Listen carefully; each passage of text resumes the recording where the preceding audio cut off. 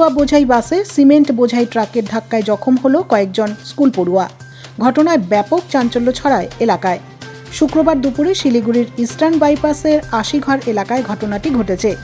জানা গিয়েছে, এদিন স্কুল ছুটির পর শিলিগুড়ির একটি ইংরেজি মাধ্যম স্কুলের পড়ুয়াদের নিয়ে ফিরছিল বাসটি। ইস্টার্ন বাইপাস থেকে আশিঘর মোড় হয়ে ঘোগমালির দিকে যাওয়ার কথা ছিল বাসটির। সেই সময় এনজেপির দিক থেকে আসা একটি সিমেন্ট বোঝাই ট্রাক আচমকাই স্কুল বাসটিতে ধাক্কা মারে। সেই ধাক্কায় স্কুল পড়ুয়াদের মধ্যে আতঙ্ক ছড়িয়ে পড়ে। ঘটনায় অল্প বিস্তর জখম হয় বাসের কয়েকজন পড়ুয়া। সিমেন্ট বোঝাই ট্রাকের ধাক্কায় বাসটি নিয়ন্ত্রণ হারিয়ে পাশের একটি ইলেকট্রিক পোলে আটকে যায়। তা না হলে বড়সড় দুর্ঘটনা ঘটতে পারত বলে আশঙ্কা প্রকাশ করেন স্থানীয়রা। এই ঘটনায় ইস্টার্ন বাইপাসে সাময়িকভাবে যানজটের সৃষ্টি হয়। খবর পেয়ে আশিঘর ফাঁড়ির পুলিশ পৌঁছে যানজট নিয়ন্ত্রণ করে। পড়ুয়াদের উদ্ধার করে অন্য বাসে করে বাড়িতে পাঠানো হয়। বাস মালিকের লিখিত অভিযোগের ভিত্তিতে সিমেন্ট বোঝাই ট্রাকসহ ট্রাক চালককে আটক করে আশিঘর ফাঁড়ির পুলিশ।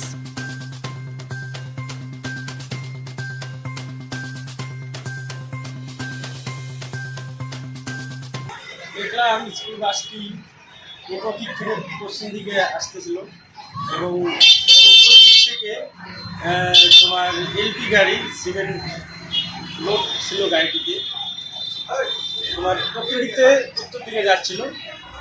আর যখন ট্রাফিক ক্রস করতেছিল স্কুল বাসটি, তখন সেই এলপি গাড়িটি সিমেন্ট ভর্তি গাড়িটি তোমার সেই বাসের মধ্যে স্কুল বাসের মধ্যে ধাক্কা মেরে দেয় এবং শেষরায় গিয়ে ওই যে লাইট পোলটা দেখছে, ওই যে লাইট পোলটা ওখানে গিয়ে ঠেকে যায় বাসটি এবং এলপি গাড়িটি ওখানে দাঁড়িয়ে যায়। একদম ওটা একদম মানে লাগালাগি করে অনেকক্ষণ যাবত ওখানে ছিল। তারপরে তোমার ভ্যান এসে সব মানে সরাই ছিটাই দিয়ে মানে গাড়িটিকে সরিয়ে নিয়ে তারপরে ট্রাফিক জ্যাম সরাই দেয় এবং গাড়িটি আগায় নিয়ে যায় এবং বাসটি সোজা পশ্চিম দিকে গিয়ে দাঁড়ালো।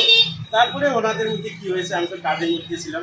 ভাই, যে সময় ঘটনা বলছিল স্কুল বাসটাই কি ভিতরে কি পুরো ছাত্রছাত্রী ছিল কি? হ্যাঁ, স্টুডেন্ট ছিল, সব বাচ্চা কাচ্চা ছিল। তাদের মধ্যে কেউ কি আহত হয়েছে কি? আহত একটা বাচ্চা শুধু চিল্লাচ্ছিল ভিতরে। হ্যাঁ, তো তাড়াতাড়ি করে নিয়ে চলে গেল। কতজন বাচ্চা কাচ্চা ছিল বাসের ভিতরে? 40 থেকে 50 জন ছিল। আচ্ছা আচ্ছা, এই যে আশিঘর মোড়, ট্রাফিক নিয়ন্ত্রণ কতটা থাকে? ট্রাফিকের ভূমিকা কতটা থাকে? থাকাকালীনও মানে একটু মানে গাড়ি ঘোড়া মানে প্রচুর হয়ে গেছে না। আর ট্রাফিক পয়েন্টে তো ওনারা থাকে, ওনারা থাকার পরেও এরকম ঘটনা ঘটছে। এই পোলটা না থাকলে আজকে বড়সড় দুর্ঘটনা ঘটার সম্ভাবনা ছিল কি? হ্যাঁ, একটা বড় সড় দুর্ঘটনা ঘটে যেত। পোলটার মধ্যেই আটকে যায় বাসটি।